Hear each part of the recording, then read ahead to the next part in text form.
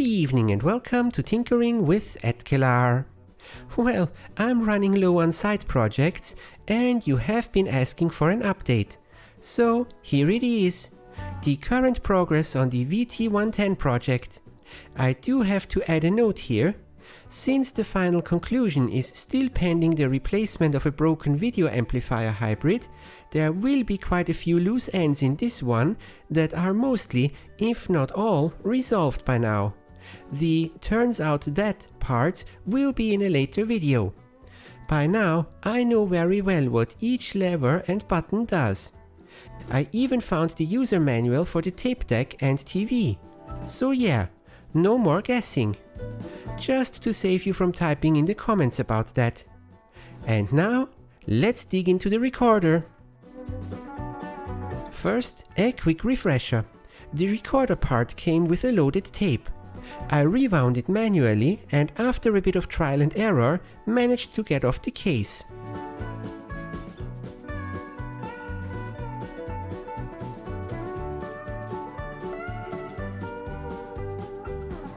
The inside revealed quite a bit of belt-shaped tar, and some of the idler wheels were not any better.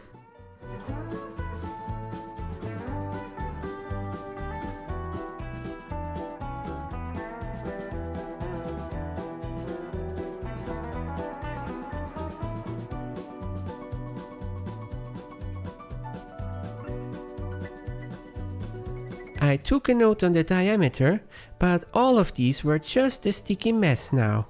Yuck!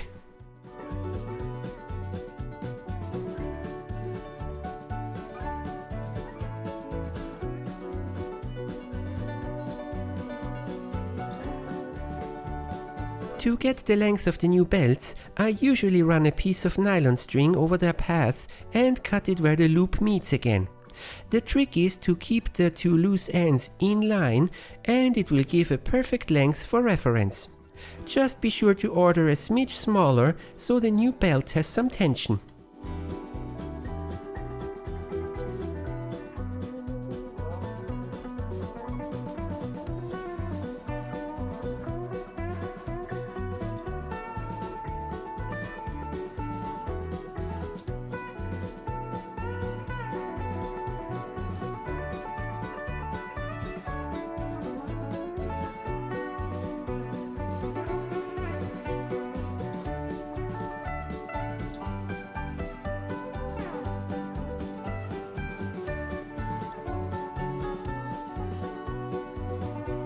And now, the disassembly.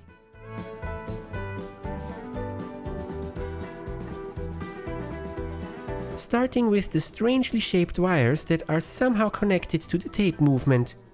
At this time, I don't really bother to try to understand too much about the connections. Who knows what else might be broken or misaligned?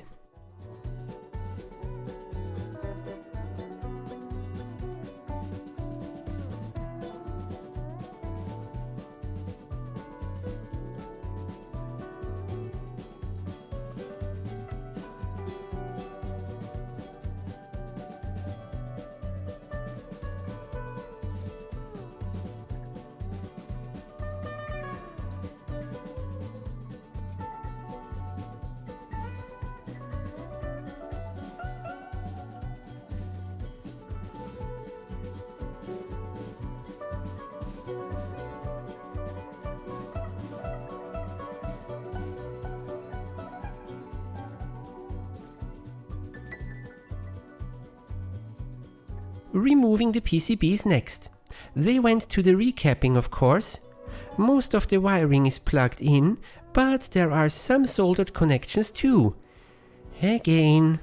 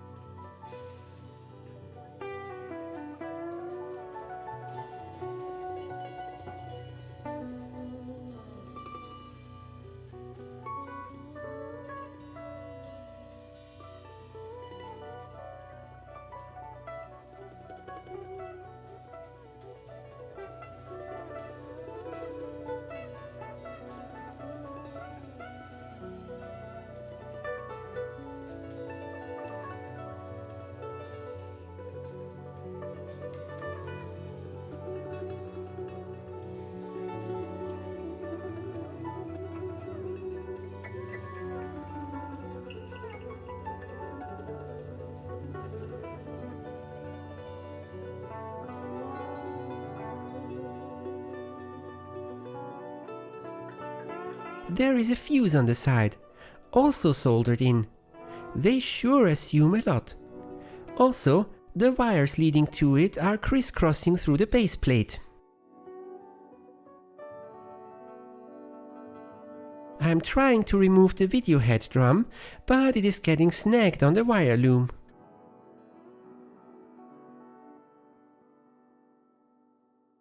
Continuing with the main drive motor.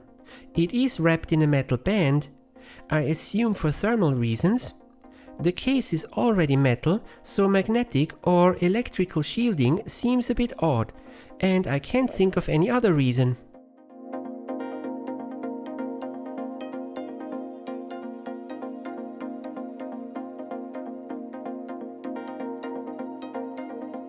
Now to the two sliding switches on top. One is a simple on-off style, the other is spring-loaded and connected mechanically to the play button.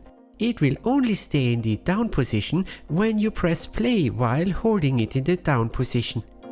Seems like a safety switch of sorts.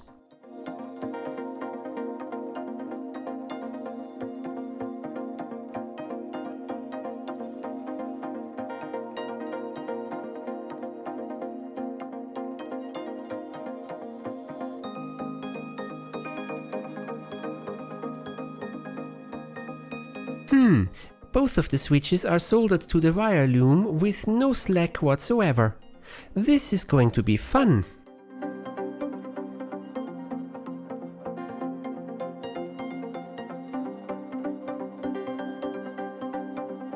The play solenoid has 3 wires connected.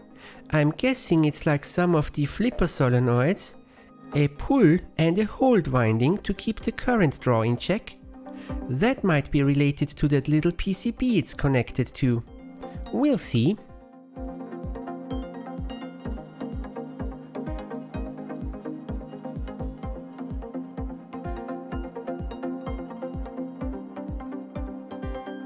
The soldered parts of the loom are still stuck, removing some of the mechanical elements for better access next. The spool drums seem a good candidate.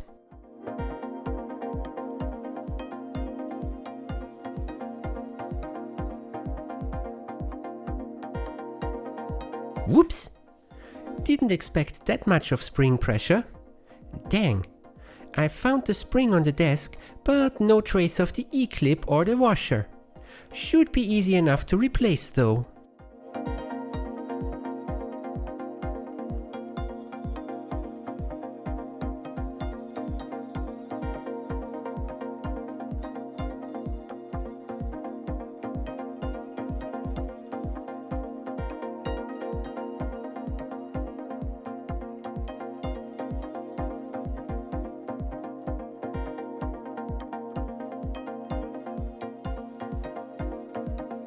And off they go.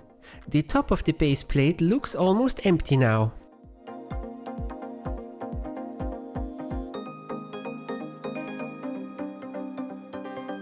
And some more levers.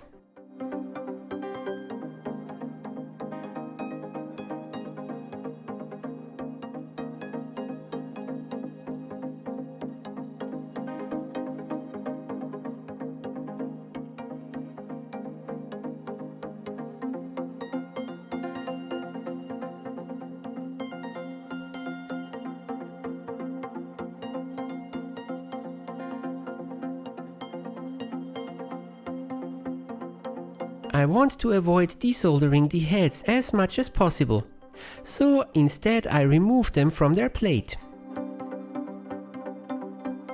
There are 3 linear heads here.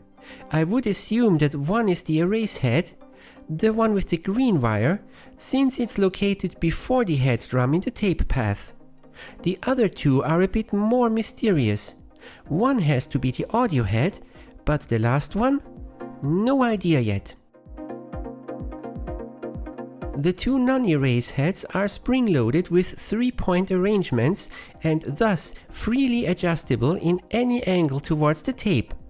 This is going to be fun too!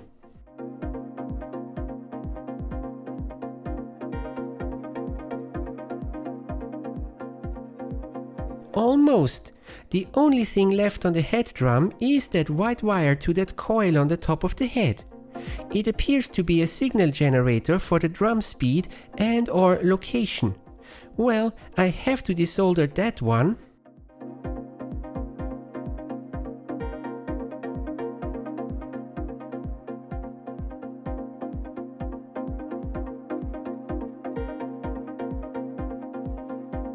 Ta-da! Finally, that hunk of motor is out of the way.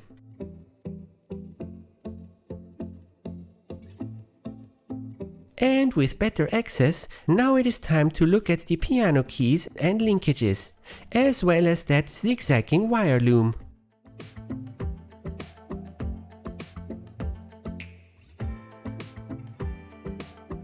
Removing the two top switches, plenty of pictures for reference of course.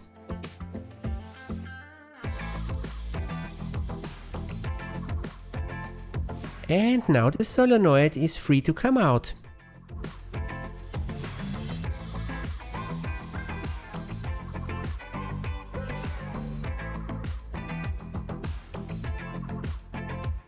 Some more poking and prodding to try to make some sense of it.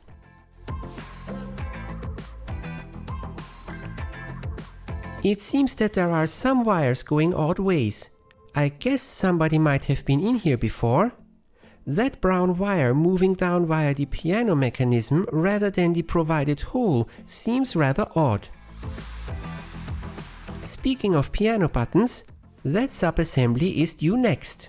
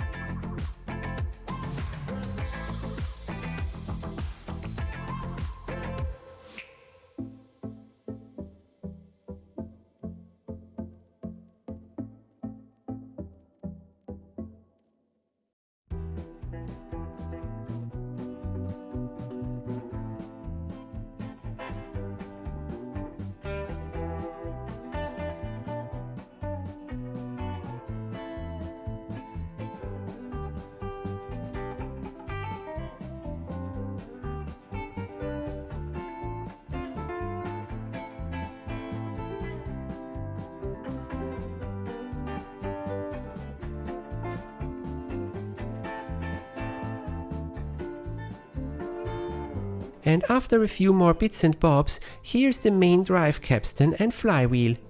The bearings feel smooth, but it seems a bit unbalanced.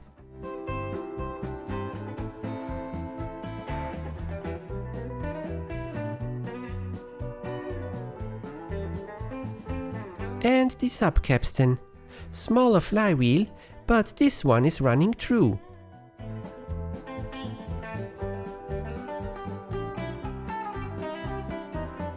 The battery box and spacer ring for the head drum are next.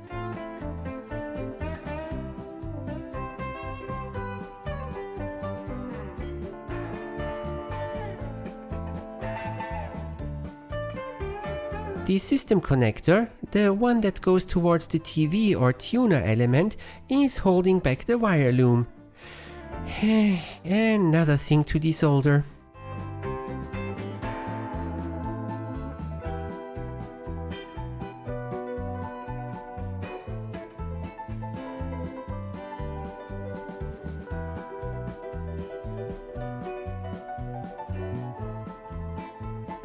A power transistor? I bet this one is the voltage regulator.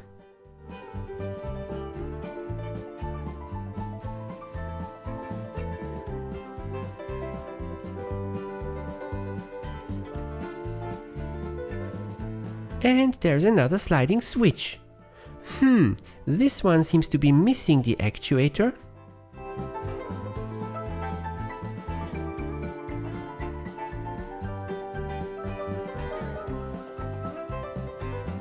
Taking apart the piano key assembly next.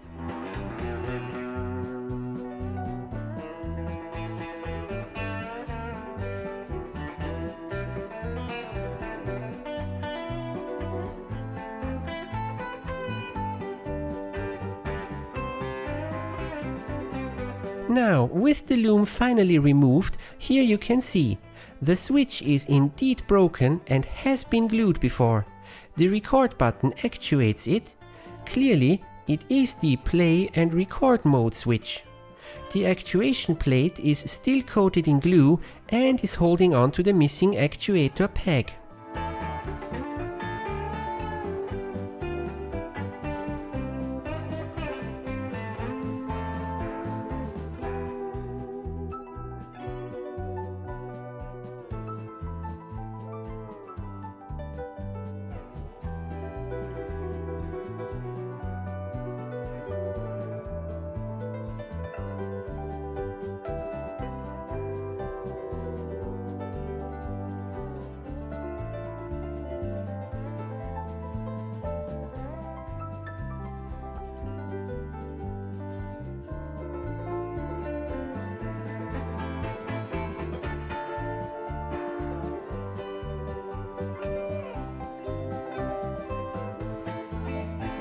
It turtles all the way down.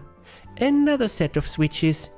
There are micro switches tucked in here, one pair for each, the play and the record button.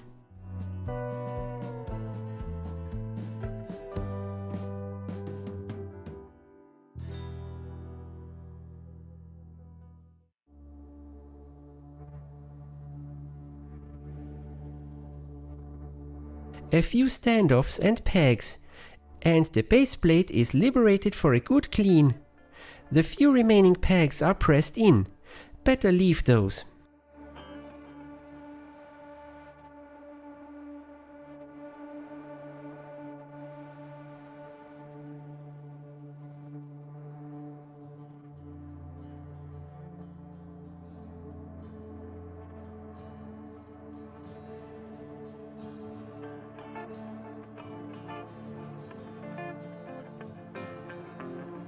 Recapping was done in one go during the first video already.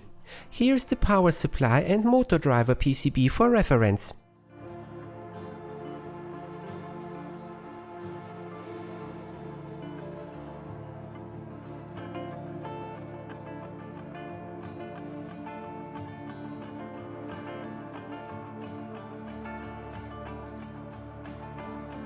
Cleaning up the wire loom. Besides the usual dust on the wires, there is also some sticky tape ties on it that are less tape and all sticky by now. Took some serious application of a Goo Be Gone style chemical for those to go away.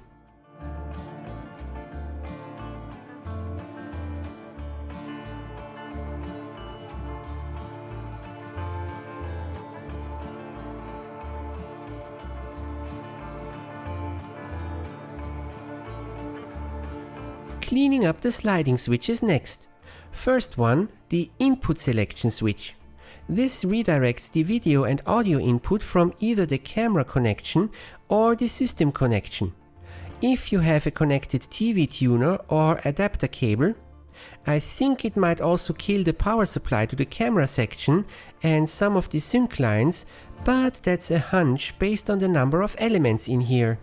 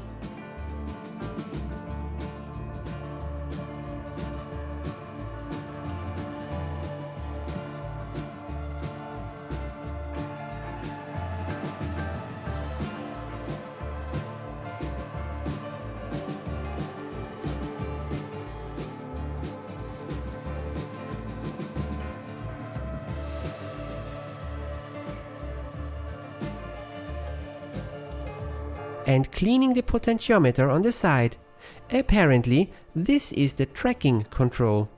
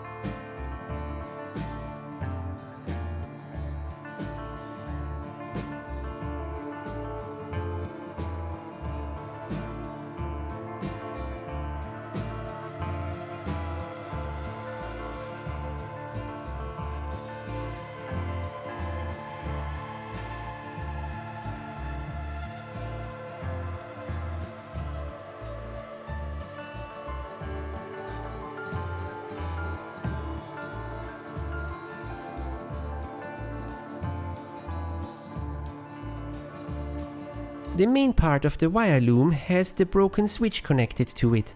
Let's take care of that. The broken part is still glued to the hold-down plate.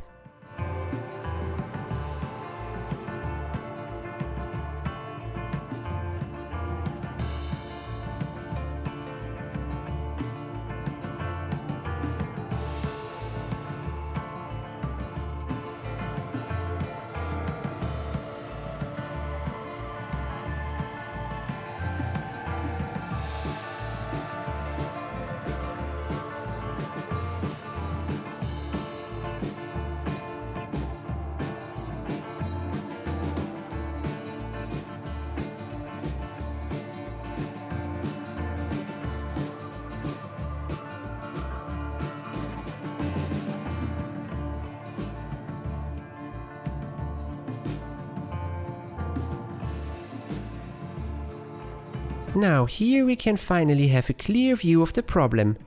Just glue alone will probably not help for long.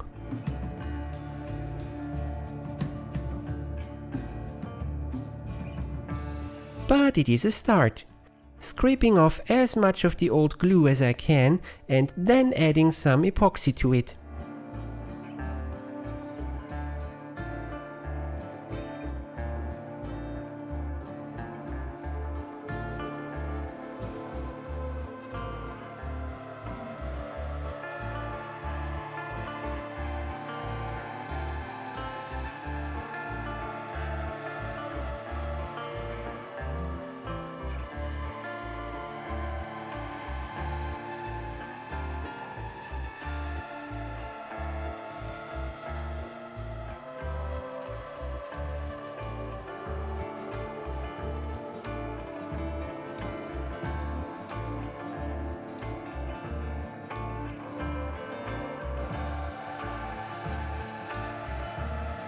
Again, sorry for not recording this, but it was rather fiddly. Additionally, I drilled a small hole through the base plate of the switch into the actuator pack. Then I glued a piece of spring wire into it, again with some epoxy. That should take care of any significant force and prevent it from snapping off again. Kind of like a rebar.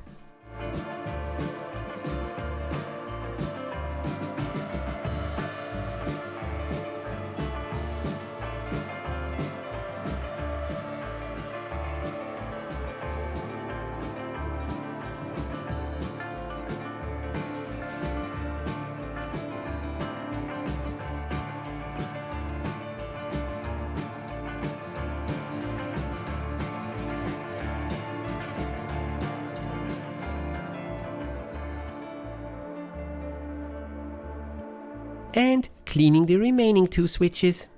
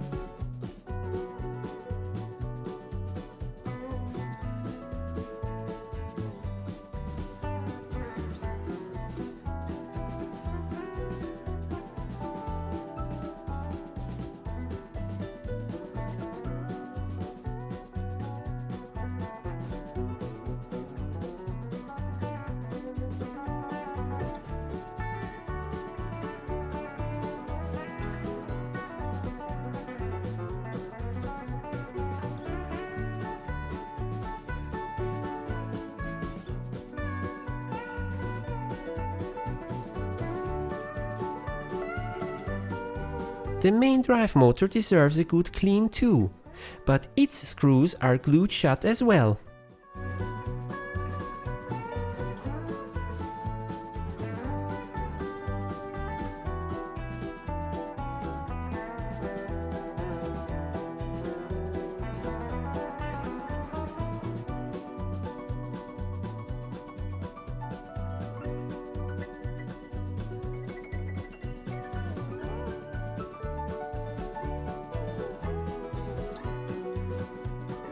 A bit of heat for the screws and a punch for the pulley helped. The footage fell victim to the advanced failed to hit recorditis though.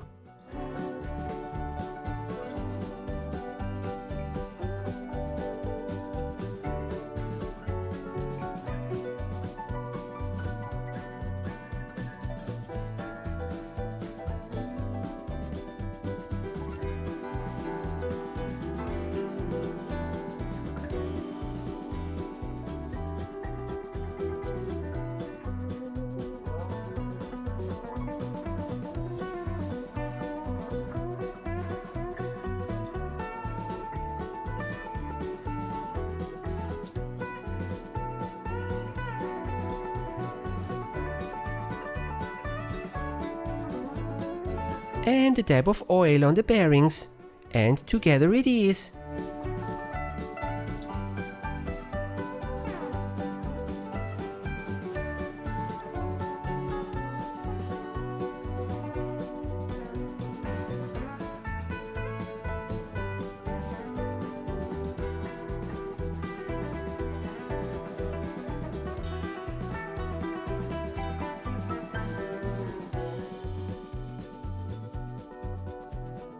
Replacing the sticky wire sleeve with a piece of heat shrink.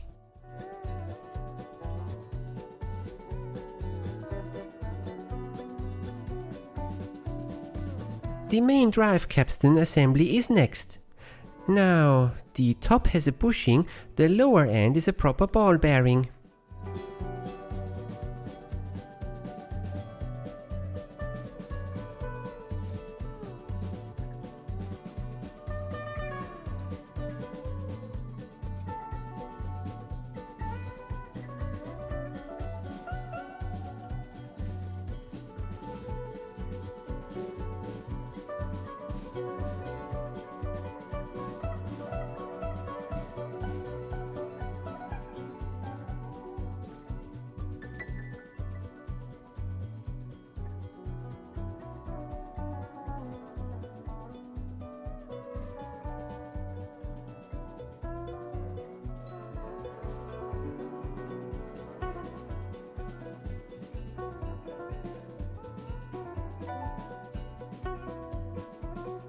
The deteriorating drive belt has left marks on the flywheel. Some serious scraping and polishing is required.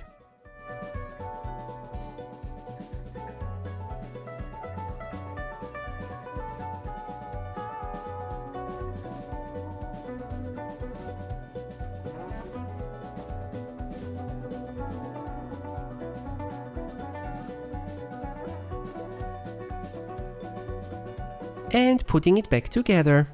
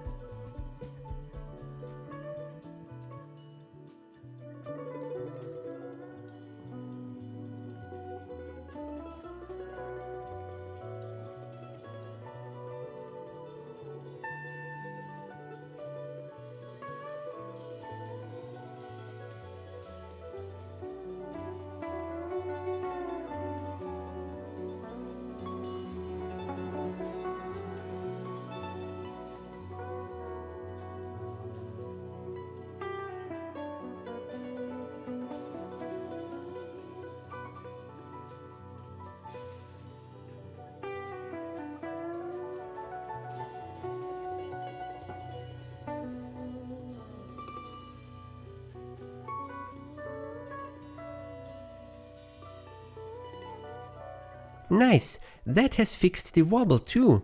It runs smooth now.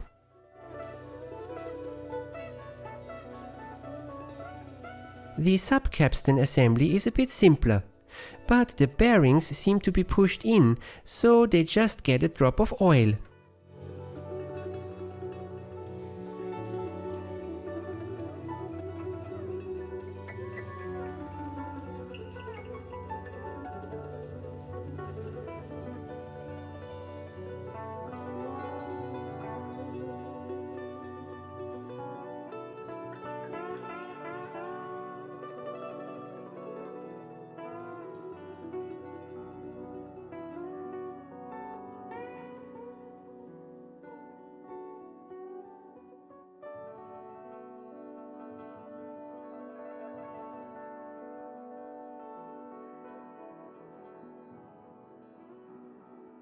Also runs smooth again.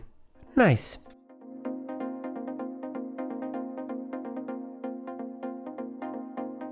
Now, time to clean the video heads.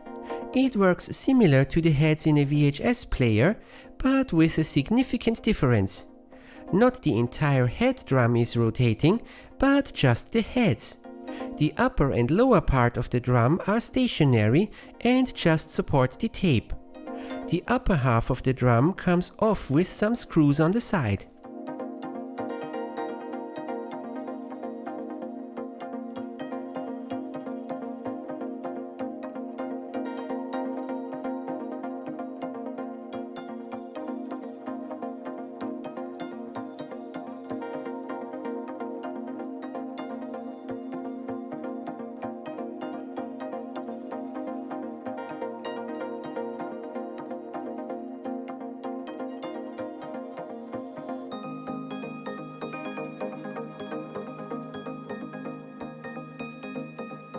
You can now see the head assembly.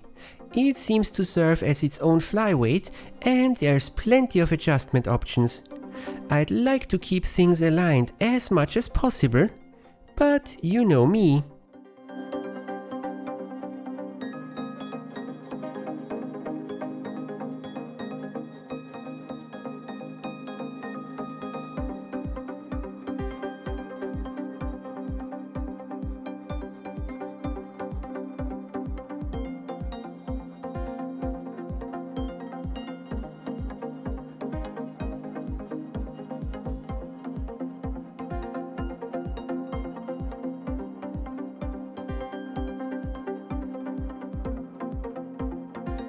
Aha!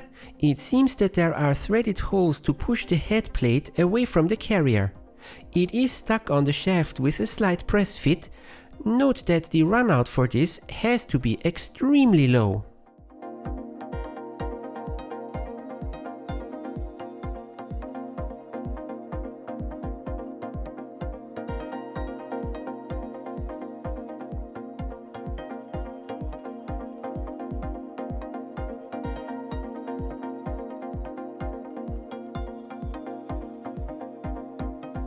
The lower part of the head drum is held in place with 4 screws and a clamping ring. Whoops! That moves freely, but it has to be centered perfectly. I sense a disturbance down the alignment path. And once the set screws from the head carrier plate are out, it lifts right off and allows access to the motor case screws. Those tiny screws are glued in again. Hard to remove, but the larger one in the mounting plate should also allow access.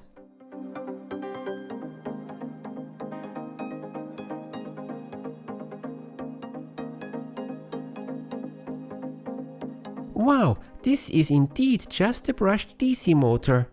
In modern equipment, the heads are usually controlled via a 3-phase brushless motor.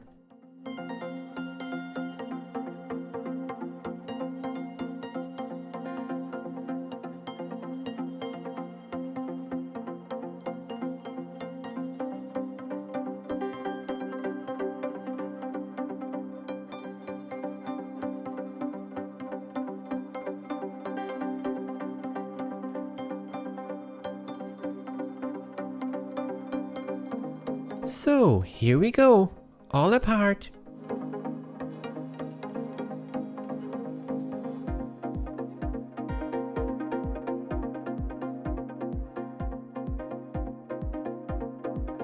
The motor has two parallel capacitors across the terminals.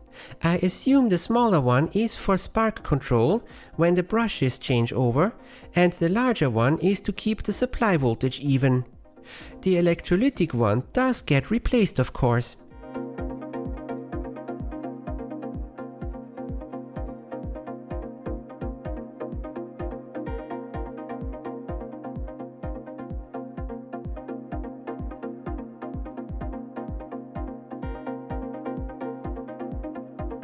And after a drop of oil in the bearings and cleaning out any dust from the case, putting the motor back together.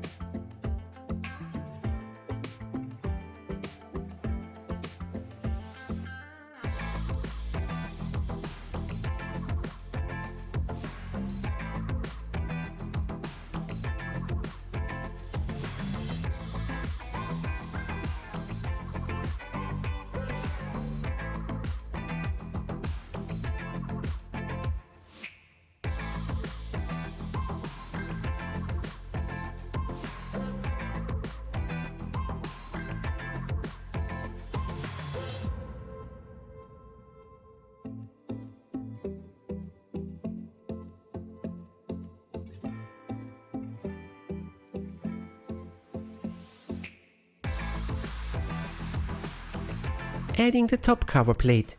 There are spring washers on the shaft pushing the bearing into its seat. Also, a dab of oil can't hurt.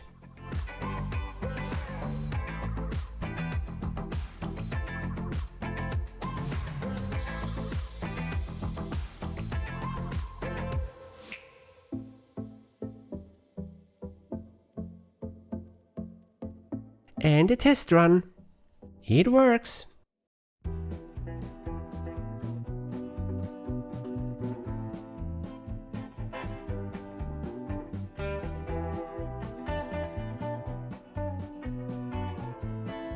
The next part would be aligning the head drum, which is taxing.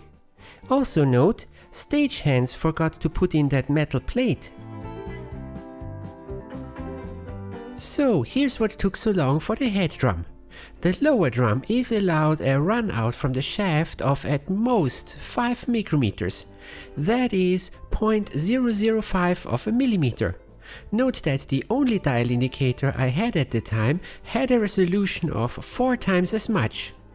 So dialing it in to that level would be much easier if the reading was more accurate. Also, I have no way of mounting mine to the shaft in the first place. Solution number 1.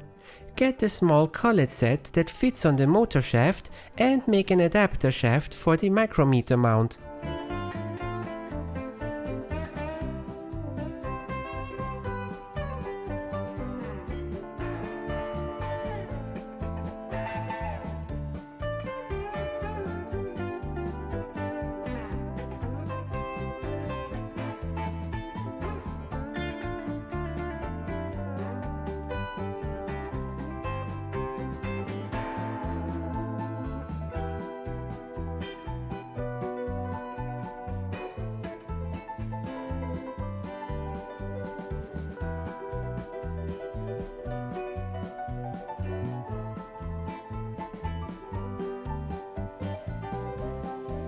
Looking good.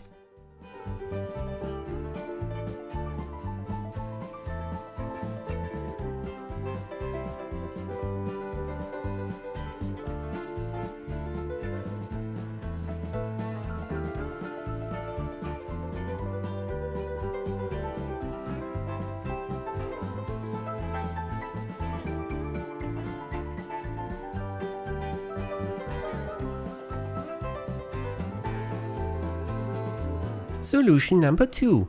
Get a decent 1 micrometer dial indicator from eBay. Might be a future cleanup and repaint project, but for now I'm glad it seems to work and I can use it here.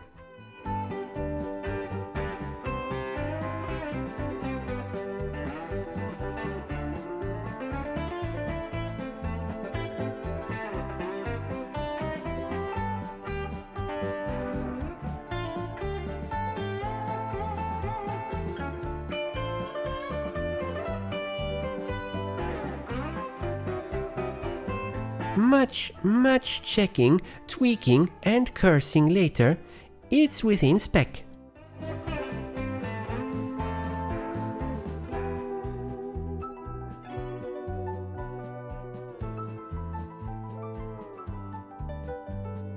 Only to realize that ring, it goes in there as a pressure plate. Rinse and repeat. At least the plate now makes the adjustment a bit easier.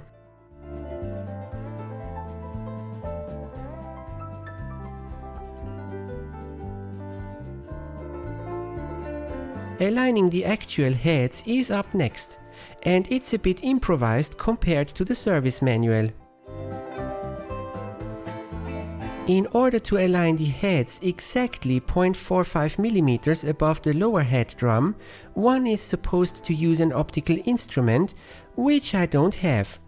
So a feeler gauge has to suffice, even though touching the head will destroy it according to the service manual. I think there's a bit of fear-mongering and preventing rough handling involved though. But to avoid outright slamming the heads into the drum, one needs a fixture to adjust their height. A quick improvised piece of aluminium, a tapered M4 screw and 2 spacers should do the trick.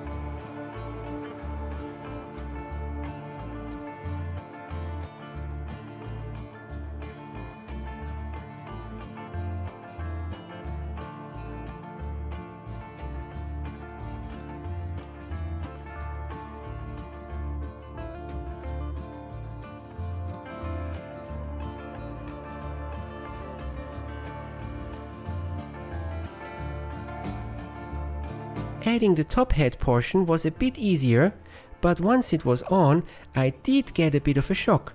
The head drum would slam into an obstacle.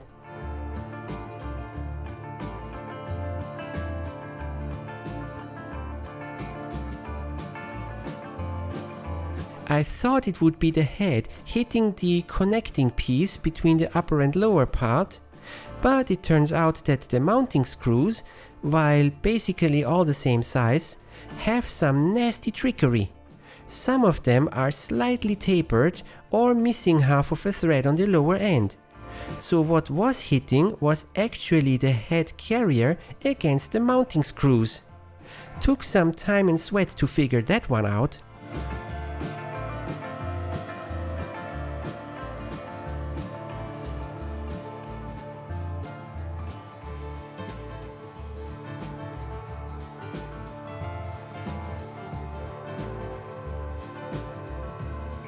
adding the head slip ring brushes again. Modern video heads use inductive transfer without touching parts.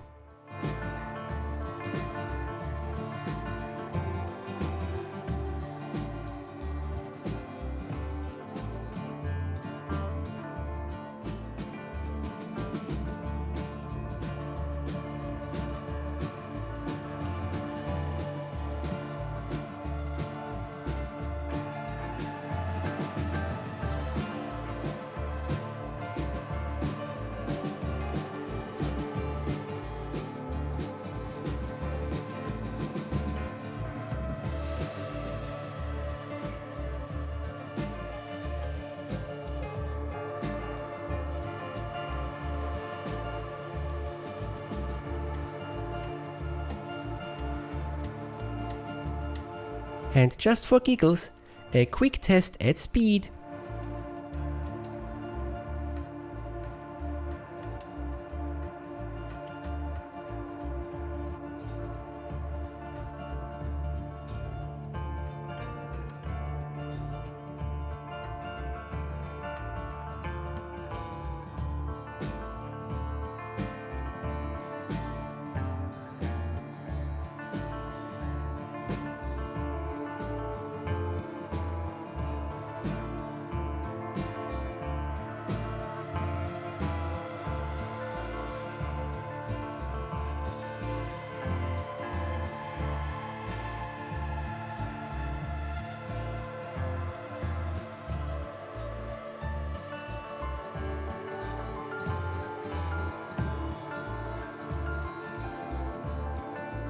The pickup coil for the speed indicator is the last bit here. Just making sure that it's not interfering with the video head for now.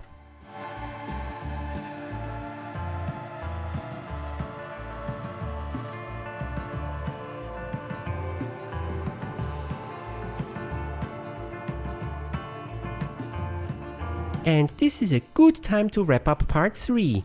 Part 4 should be the ultimate conclusion, starting with the assembly of the mechanism, tuning the electronics, finding and fixing the broken video amplifier, putting the thing into the case again, and cleaning the carry cases too. But since I'm still working on fixing the video amplifier, I can't really promise a time frame for that video. Stay tuned, I'll keep you posted on progress or lack thereof. I hope you enjoyed this project so far. See you next time!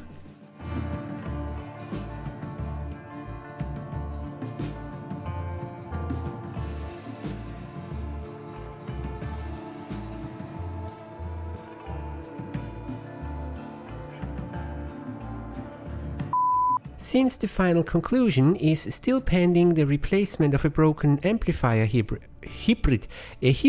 Yes, a hybrid. What's a hybrid?